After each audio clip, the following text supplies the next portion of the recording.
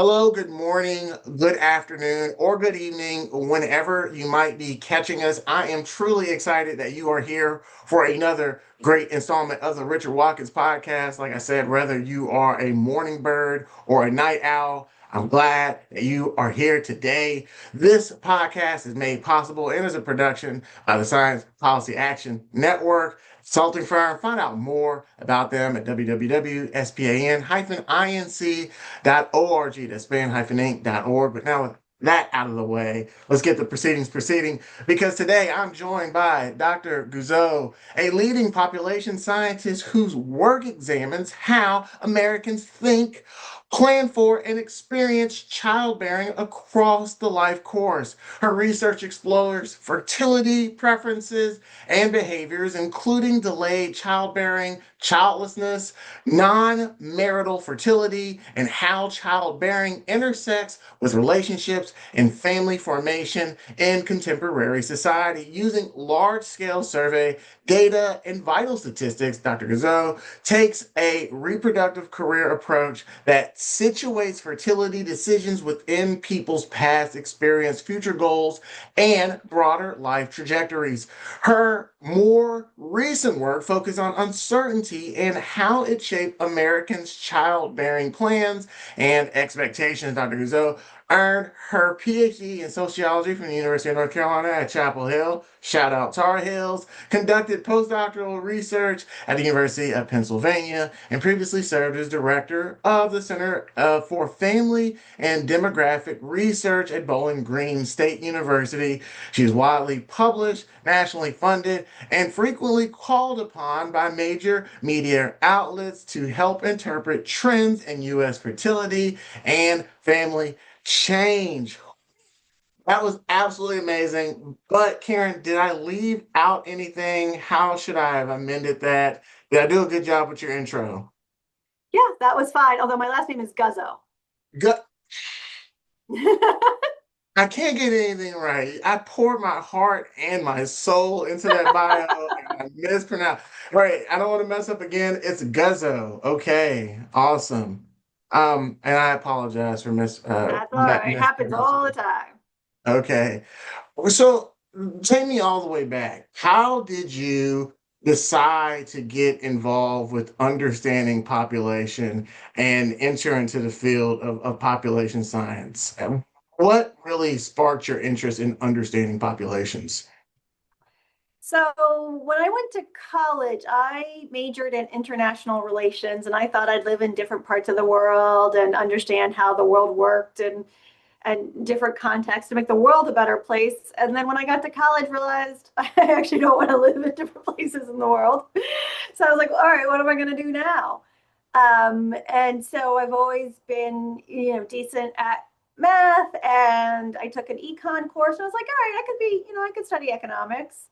I didn't love it, but I could do it. I tended to think, the basic tenets of economics is rational choice theory, that everyone's a rational actor. But I always thought that how they define rationality was too narrow. And, but it was fine. It was a degree. People knew what it was. My parents were like, oh, yeah, econ. All right, then you go into business. And then my junior year of college, I took a class on family demography with someone I realized later was sort of like a big name in the demographic world and in family demography, Andrew Cherlin. And I took his class, and it just really clicked for me about thinking about the broader macro ways that family structure and family behaviors are influenced by policy, by larger trends, by different social institutions, and that people's most intimate family decisions weren't entirely, despite the fact that we think of them that way, aren't entirely up to us, that they're shaped by the context in which we live. And so then I added sociology as my second major and graduated with my degree in sociology and economics. And then was like, all right, I want to be a family demographer. This is cool. I like this stuff. And so looked around, for different programs, and UNC had a great program in demography and has the Carolina Population Center, which is well known for being one of the leading places to study demography.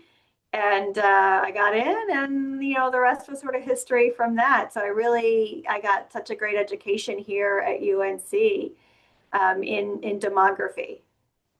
So break that down, and I apologize if I missed it. You dropped some jewels there as far as vocabulary. But just for folks listening, what is demography and what is a family? Now, I know the first one, demography, that's like, oh, that's a good question, Richard. There's a lot of people who don't know what demography is, but maybe we take for granted what a family is and how it is defined. So, yeah, what are the definitions of those two terms, for you and your working Yeah, definition? yeah. So those are great questions because at its most basic level, demography is sort of basically counting people. It's the study of populations moving around. And so we focus on three big things in demography: births, deaths, and moves. So fertility rates, mortality rates, and migration. And we study how populations move around. And you can't study births in the United States or anywhere else without studying them within families. They don't just randomly occur. They happen within families. And so as a family demographer, I'm particularly focused on how people form families. So, marriage, but it's also cohabitation. It's families, how families break apart. So dissolution, divorce and separation and widowhood, and those things have changed over time. Whether people have kids. So we study as family demographers, we study how we define families, which that's been quite contested over time. What is a family? But we look at the kind of the rates of family behaviors. We try to count them with like maybe vital statistics data, or we use survey data to ask people or to get histories of individuals, families, family behaviors. So we're trying to, the big thing here is that we're really trying to count people and count their family behaviors. And you raised a great point. What is a family? Like that is in fact a contested question. Um, you know, Up until 2015, for instance, with the Obergefell decision at the Supreme Court, two same-sex married couples were not married. They weren't counted. Lots of people live together without being married. We didn't count that in our census data, for instance, for a very long time. People who lived together were always just roommates, even though we knew many of them were romantic relationships. So how we count people is I think, really fundamental, and it's harder than it sounds to count people or to count families in particular, because families aren't always constrained to all living in the same household. If you have I could have a child and my ex-husband lives somewhere else. And so if the child lives with me, does my ex-husband get counted as having a family? Of course, he has a family, but if he doesn't live with them, for instance, that wouldn't get counted. And, if we have a multi-generational family, so if I were to have my parents in the household, whose house is it? Do my parents live with me, or do I live with my parents? Thinking about different structures and how we count them. And you'd be surprised, or maybe not, to know that we actually don't count families very well in the United States. We don't do a good job of counting families across households. We actually don't count marriages and marriages and divorces very well. So you have to formally do that at the county, but we don't aggregate them up to the number of births or deaths, marriages or deaths, marriages or divorces. So again, how we count those things and define them is sometimes harder than we think it should be. Yeah, because I'm guessing that we're not keeping track of these numbers with the researcher in mind, right? I mean, these numbers are held often by counties, and they're keeping tabs on these numbers, not thinking that later a researcher is going to come through and try to ask questions of the data. No, Karen Guzzo here, director. that's an excellent point. I'll just say that I had some colleagues who wanted to get marriage and divorce data for counties, and what they ended up having to do in some cases were literally calling different county offices and just asking county clerks, "How many did you have this year?" uh, Karen Guzzo, director of Carolina Population Center. Carolina Population Center, well, what's that all about? Tell me a little bit about the functionality, the purpose of the Carolina Population Center? So the Carolina Population Center has been around for about 65 years right now. And its goal is really to help kind of a broader group of folks, like we might call population scientists, of people who are interested not in clinical studies or doing sort of small, tiny studies, but doing big population level analyses. So it helps them collect data. We help analyze data. We train students. So we have a number of really large programs here. So one of the programs I think we're most proud of at not just at the Carolina Population Center, but at UNC as a whole, is we have something called the National Longitudinal Study of Adolescent to Adult Health. So this is a really cool study that was started in 1994, where researchers at UNC, who are affiliated with the Carolina Population Center, collected data on about 20,000 students in schools across the country, and then have followed them over time.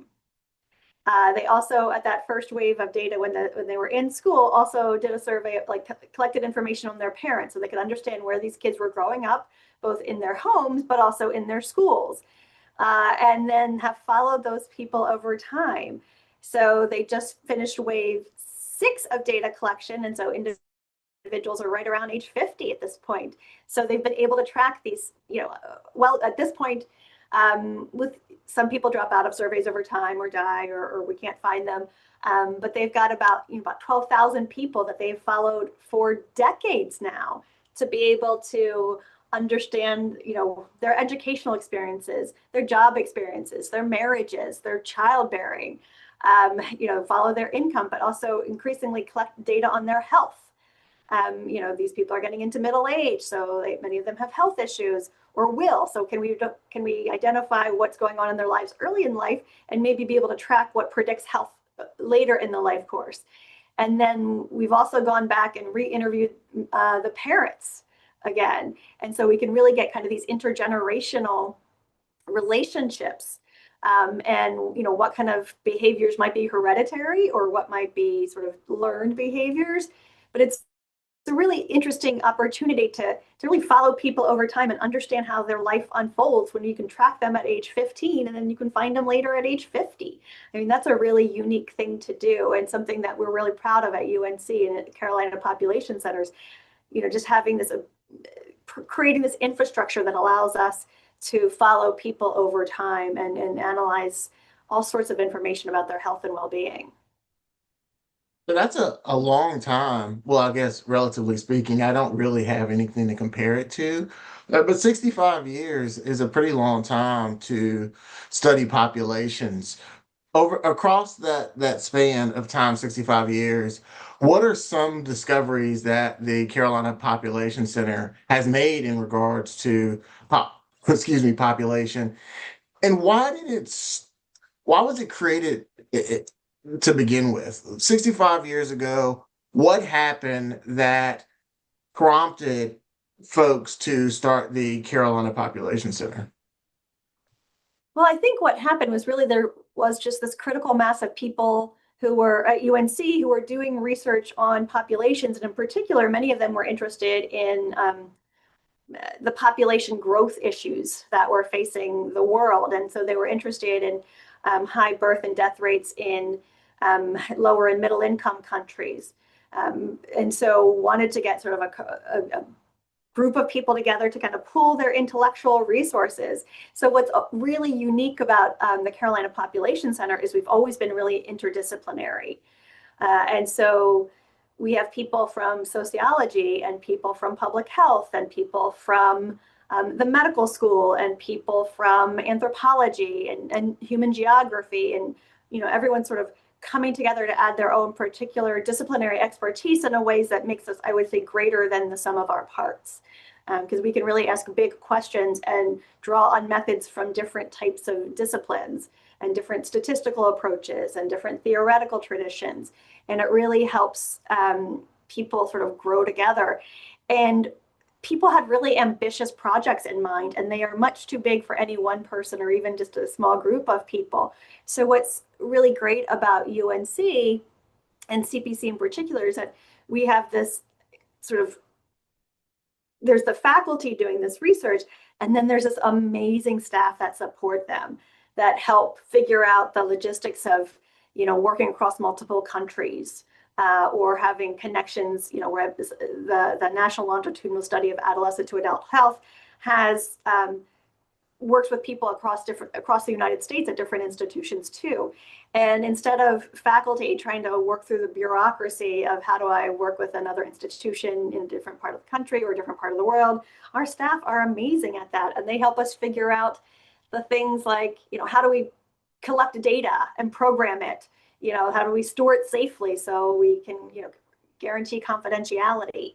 And so we have this amazing infrastructure here. So bringing together faculty who have big ideas and really dedicated and smart staff who can help us implement them helps, again, kind of create this really amazing longitudinal, cohesive group of people working on all sorts of projects. Thank you so much for that. Again, Karen Guzzo, the director of the Carolina Population Center. When you do this work, and you've been doing it for some time now, has it changed the way that you look at people and populations? And if so, how has it changed the way that you look at populations? That's a good question. My kids often tease me that I'm a sociologist all the time. And so when I see, stereotypical commercials where moms are super happy about cleaning their house and dads are bubbling idiots, I can't not be a sociologist and say things like, oh my God, there they go again with the stereotypes. Like I can't not Is do that a sociologist thing? Because I minored in sociology, and about 3 weeks ago, I was complaining to my daughter. I'm like, why are the dads always like not capable of thought? Like, but yeah, yeah. Wait, hold on. Hold on. So you're a sociologist and you're looking at that and becoming frustrated, and your kids are responding to you like, Mom, you're always a sociologist. Just watch this. What makes being a sociologist? Why does that make you irritated regarding and this is a serious, I guess it's serious, like stereotypical um uh, displays or descriptions of what, I guess, gender roles, what family dynamics look like. Why does that frustrate you at all as a sociologist? Well, the messages that we see for families, for gender, um, they become taken for granted because they start to look like that's natural. And they don't actually fit many people's real lives, but then you feel like you're a failure if you're not a super mom. Or it means we have lower expectations of dads who are actually quite capable of doing things. And so it doesn't really represent people's lives. And, as a sociologist, we know that there are social norms about who should be doing what. And people who violate those norms, sometimes can be stigmatized. So, for a long time, kids who were growing up in, we use terms like broken families. Like that's a loaded term that means something. Um, and what's particularly interesting about studying families, I think, is that everybody has a family, right? Which then makes everyone think they're an expert in families. And I'm like, no, no, no, no, no. Sociologists and population scientists are studying the family as a social institution. What purpose does it serve?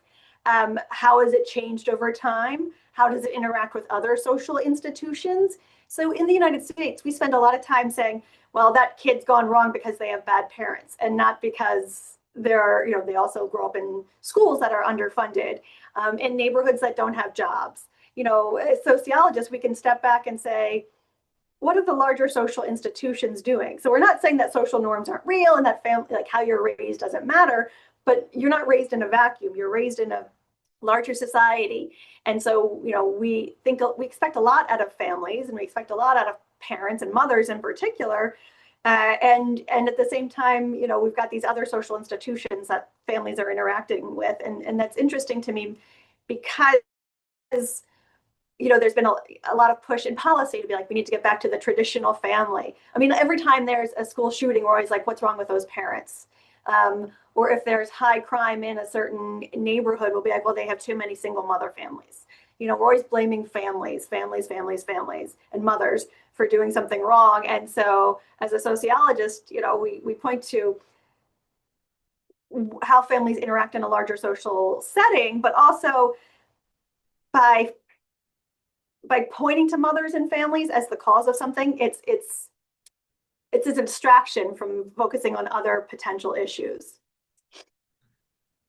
So, I mean, is that like accidental or is that on purpose? I mean, you're right. Anytime something happens, and also I want to go back because you just keep dropping these jewels and you're just moving on. I feel like yeah, I'm like, okay, I want to go back to this. I want to go back to that. One, it seems like woman, mother, and wife are oftentimes communicated or advertised as being three and one and one and three, but they're all unique Yeah. experiences, right? You don't have to be a mother to be a woman. You don't have to be a wife to be a mother. You don't have to be a wife to be a woman. I mean, I'm a man saying this, but it feels like we're constantly inundated with that type of messaging. And I guess my question is it accidental or are people sitting together in focus groups saying, how can we blame women for more and more things? How is this happening? Yeah, I mean, if you'd asked me a couple of years ago if there are people sitting in rooms thinking up ways to blame women, I probably would be like, don't be silly. I think now there really might be. I find things that are coming out of things like the Heritage Foundation, Project 2025, like they are really thinking about ways to redefine women's roles so that they focus more on your number one job as a woman is to be a mother and to be a good wife. And you really shouldn't be a mother unless you're a wife. So there's this real push in recent years to um, get back to this idea that women need to get married, and they're being too picky and too uppity by choosing not to marry the men available to them, so that it's not that young men don't have anything to offer women; it's that women are being too picky. So we talk about incels, for instance, and that's a problem of women being too picky and not of young men hanging out in their basements without jobs. Break that down. Incel is a huge identity. It's a huge thing. I've heard about it a lot on news, and there might be somebody checking it out like, wait, what is incel? So what is incel? And from again going back to the topic of demographics and population studies, what are incels? Why are incels important, or are they not important? Just break that all down for us.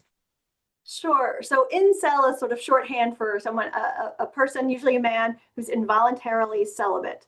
So, you might think of someone who lives in their parents' basement and plays video games all day. I mean, that's an oversimplification and a stereotype. But there is this growing community of young men who are online, who find themselves not doing well in the dating game, so to speak. But they're also, they're not doing well in our society. So capitalism and the shift away from certain types of jobs has sort of left them behind. But rather than be like, wow, what has happened to the economy and to the labor market that leaves me behind so that I don't have a job, which makes me not a suitable potential partner, they shift the blame towards women. And I do think that there's something deliberate about that. You see, online people, like Andrew Tate. I don't know if you're familiar with Andrew Tate, but he was a very prominent online person who is quite misogynistic, was in quite a bit of trouble for sex trafficking and rape, was overseas for a while.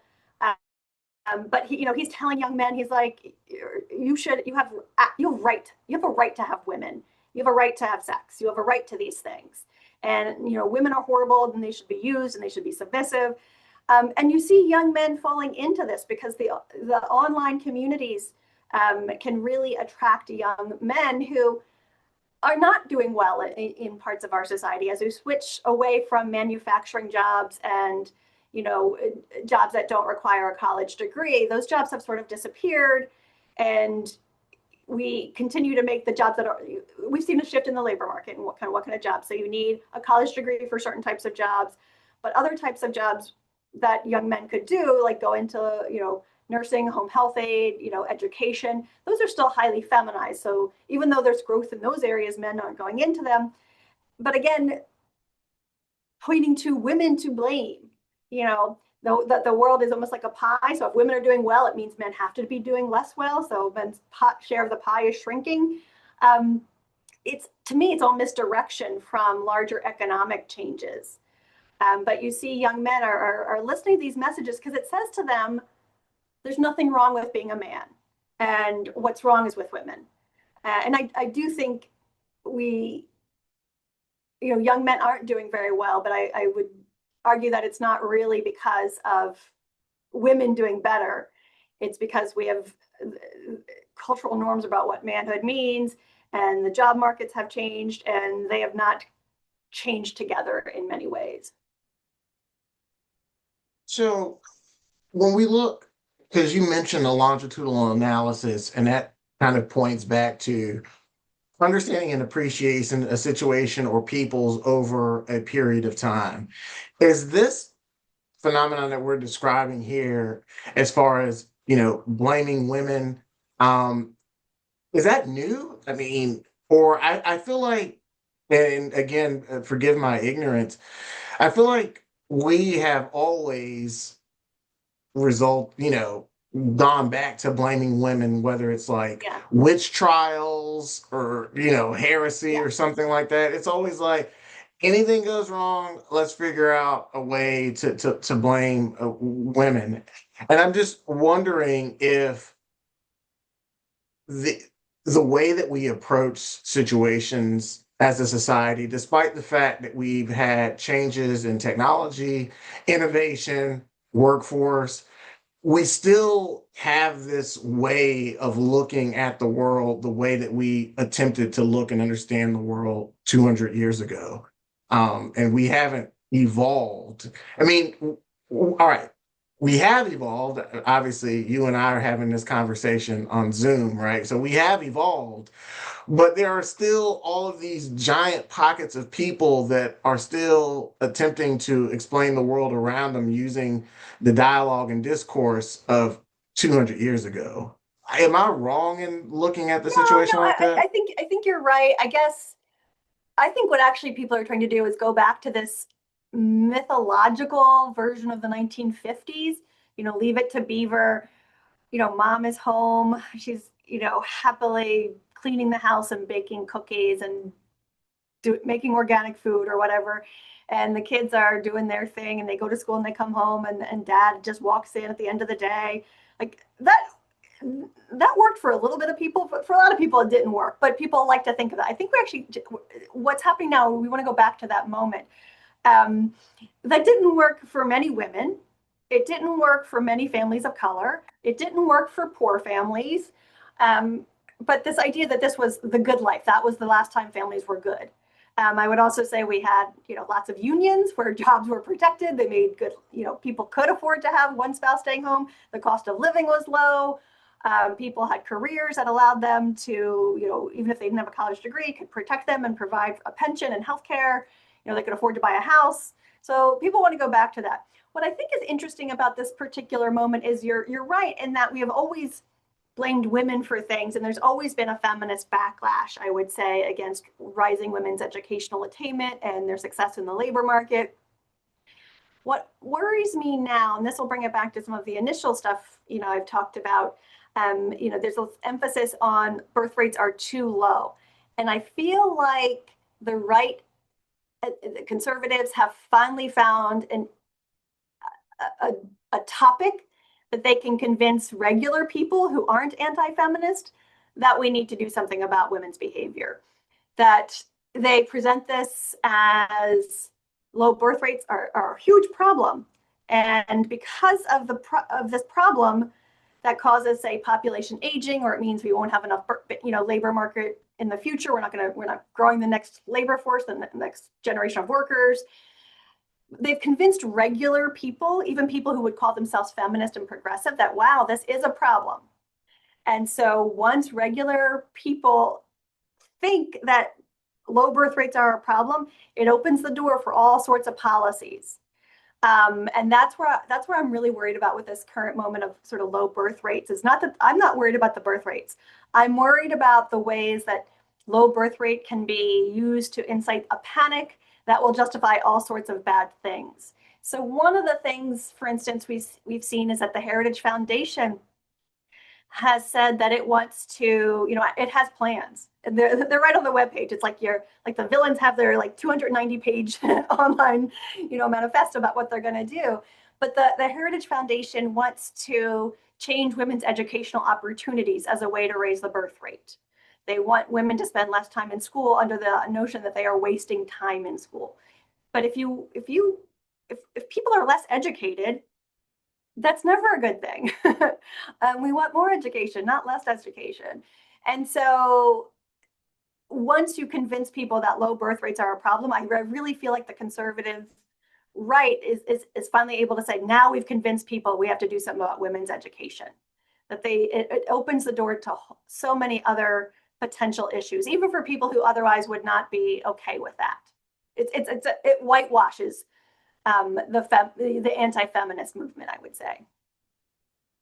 Yeah, and that's really interesting. So we talk about, regular people concerned with population. And I always thought that was an interesting conversation because, you know, despite popular belief, I'm a regular person. I have a podcast, but I'm a regular person.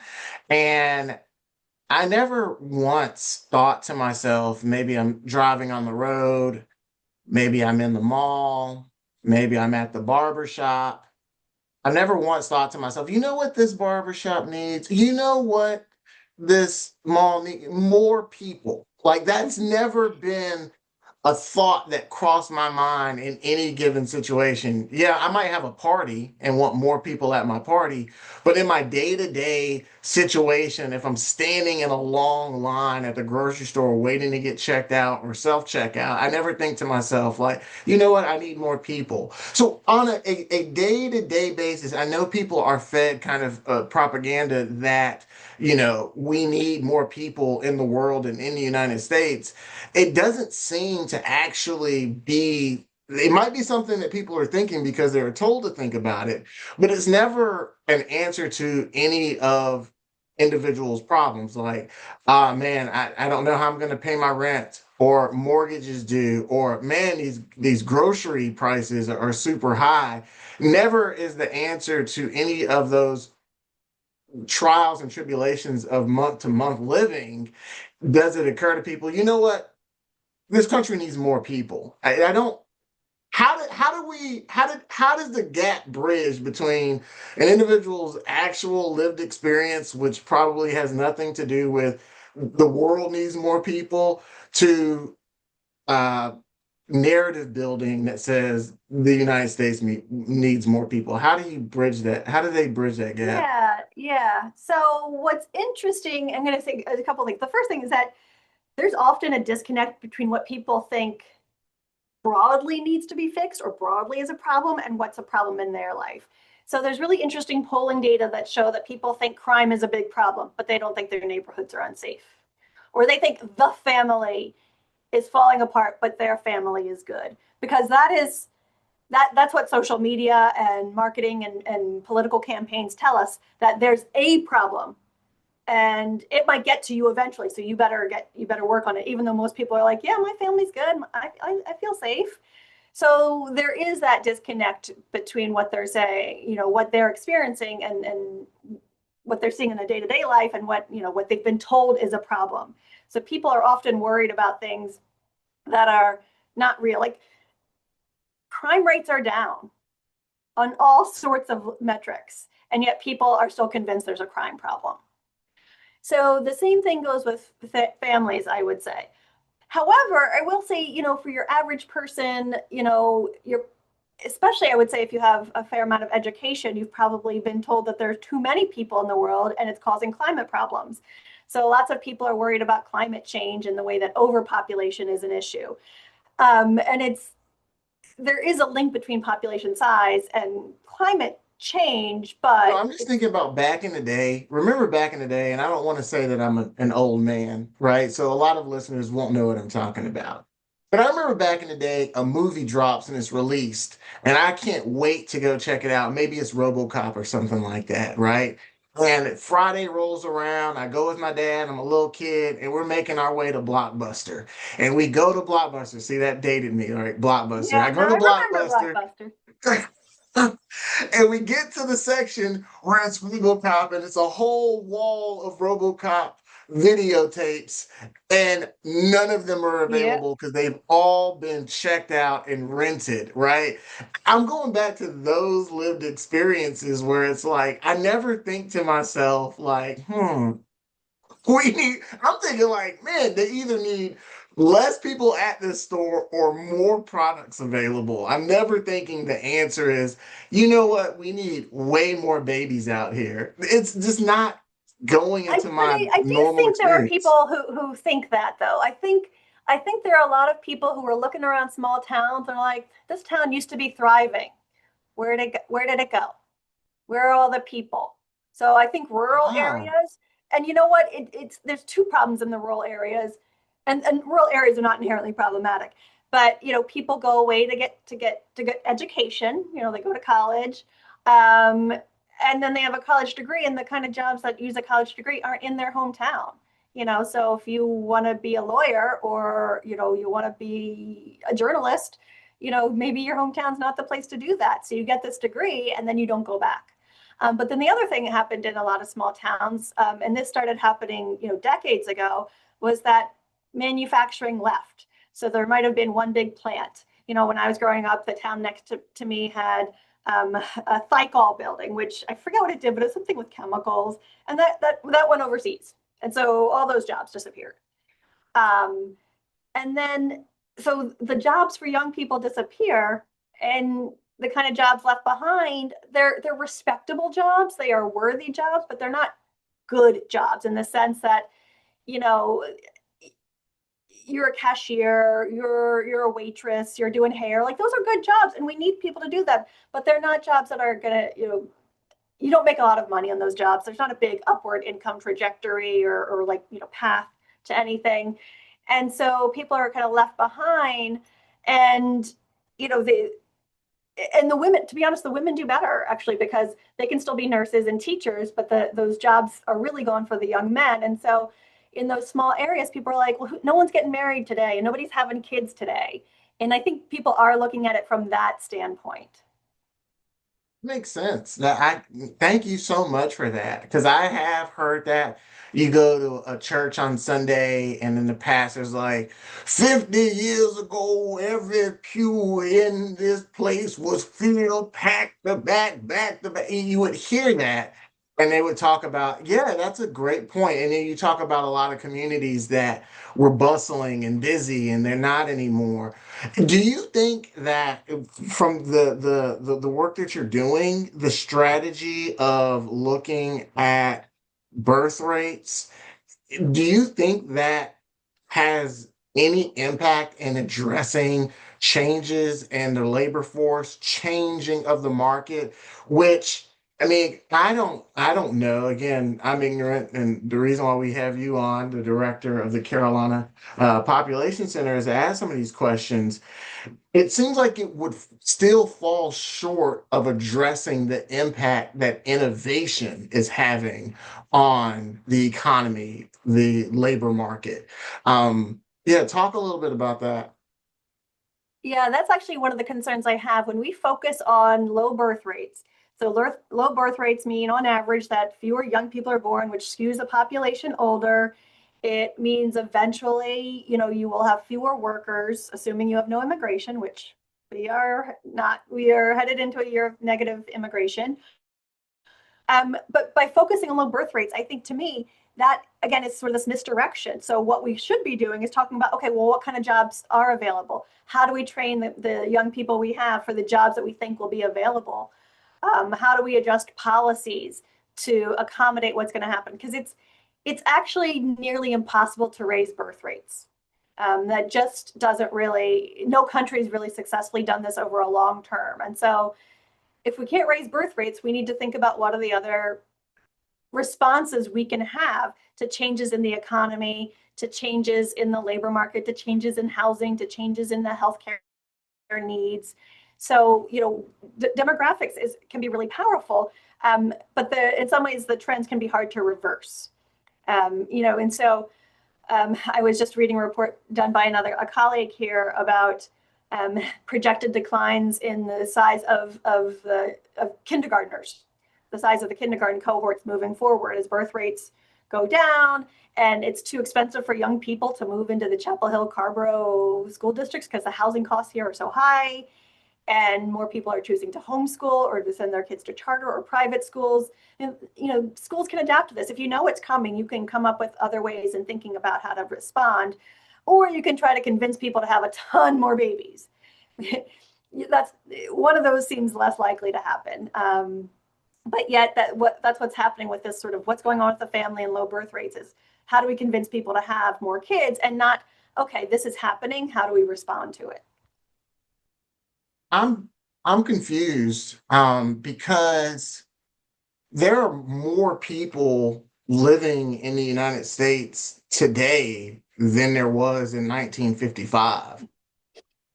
I just, again, you're gonna have to excuse my ignorance. Maybe I am not intellectually where I need to be to understand. If we harken back to 1955 and our conversation is all about population, our population was smaller in 1955 than it is now. So I don't, help me square that circle. So population is an interesting one and a different level because in some ways population focusing on population size is almost like a Ponzi scheme where you have to keep getting new people in to keep growing.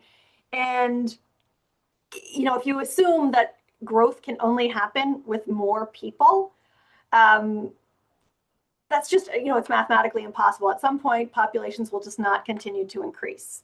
And so when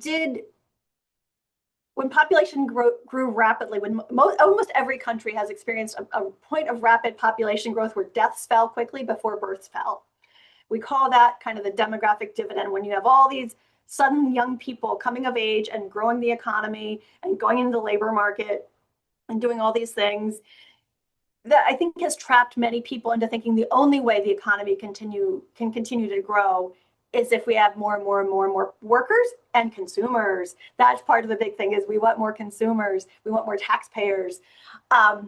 We could change tax policy. One of the things that's interesting to me is how can we always need more workers when we're having a whole separate conversation about what is AI and automation going to do to jobs? Like, what are the jobs available? We don't know.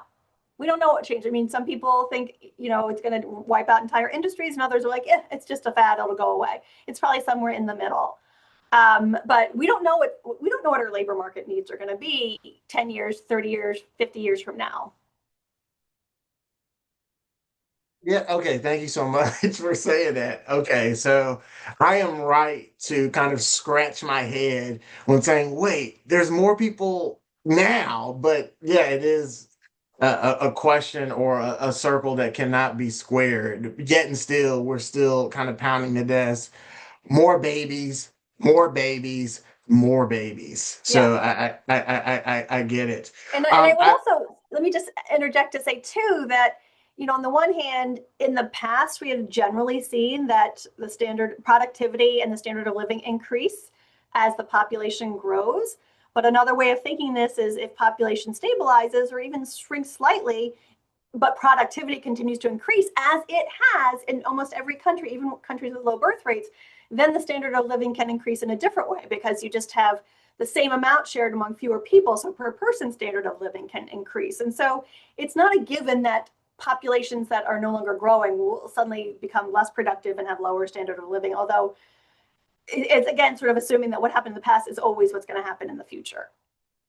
Yeah, we have a tendency to kind of look for answers that address future concerns looking backwards. And that for some reason, it doesn't usually work. It's kind of like driving, and instead of looking out of your windshield to make decisions about where Yeah. you're going, you're driving and simply looking in the rearview mirror and be like, I'm gonna be fine.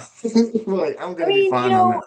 it is reasonable to assume that what happens next year is pretty similar to what happens this year. I mean, but once we start going 10, 15, 30, 50, 100 years out, who knows? I mean, we really can't predict.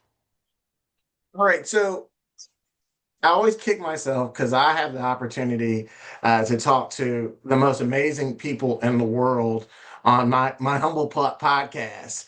And I'm so grateful not only for your willingness to be here on the show, but I've seen you present you crush it. It doesn't matter what your audience is.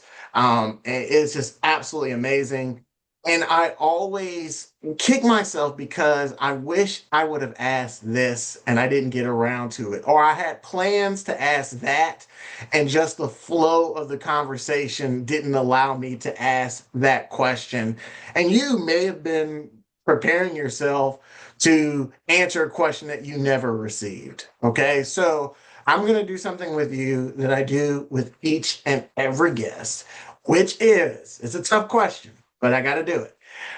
What question should I have asked? Hmm.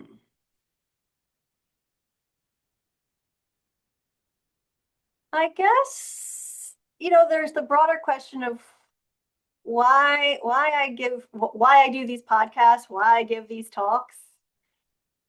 And I'll answer that for you, which is, Please. you know, I think there's been a long time that academics do their studies and we publish them in our journals and we are writing for each other. And that might have been fine in the past, but I think now that there are a lot of very loud and sometimes uninformed, but quite confident voices out there saying things. I think as a scholar, I have an obligation, I would say, to provide an evidence-based kind of, it is opinion, but there's evidence to it. Like, here's what we know. Um, and keeping it in my ivory tower and is insufficient for this moment in time, I would say. There are things that I think are very clearly, there are policies that are poorly written. There are policies that have predictable bad outcomes that people are putting forward. There is a lot of body of research that suggests this is what is likely happening. And so I feel really passionate about the research that I do because I care about it, but also making sure that it gets out there, combating what I think is misinformation or, some rather ideological interpretations of things about that are based on, say, strict gender role views or something, or something like that. So, I enjoy doing these conversations because I can talk to other people in academia and, other demographers or sociologists, and we're all like, yeah, we all know. But getting it out there beyond the ivory tower, I think is really important because there are just so many loud voices that I'll say this, which this wouldn't apply to this particular interview or podcast, but I know who else gets asked a lot to do some of these. And I'm like, oh no, if he's going to talk, I got to talk, because I don't think he's a good faith actor. And so I'm like, but if you were to Google pronatalism, there's like 5 people are going to come up with, and one of them is someone I don't think I think has a very ideological bent that is concerning to me. So I'm like, all right, I got to do this. Wow. Okay. So that's a lot of pressure. I thought I was just having a good time learning, but here we are standing on the front lines of all that is separating us between where we are now and a handmaid's tale. So we are doing the work that's required. And that was said in jest. However, I will say, and I've worked with policy creators, I have been involved with that process, and very rarely are the individuals who are most informed about a particular subject or topic are the same individuals who are creating policy. That's unfortunately the situation. Um, and so it really takes conversations like this. And it's not my podcast that really makes it, it's you doing the work. Thank you for your service. Thank you for taking time out of your day to be here. I know a lot of folks work under you and they depend on your leadership constantly for them to do what they do. So I mean this with the utmost sincerity. Thank you for your work and thank you for being on the Richard Watkins podcast. I truly appreciate it. No, thanks for having me. This was fun. All right. So thank you for joining us on the Richard Watkins podcast. We just had an opportunity to talk to Karen Guzzo, the director of the Carolina Population Center here on the Richard Watkins podcast. The Richard Watkins podcast is a proud production of the Science Policy Action Network. Thank you so much for joining us. And remember, the future is not something to wait for. It is something to build. Until next time, take care.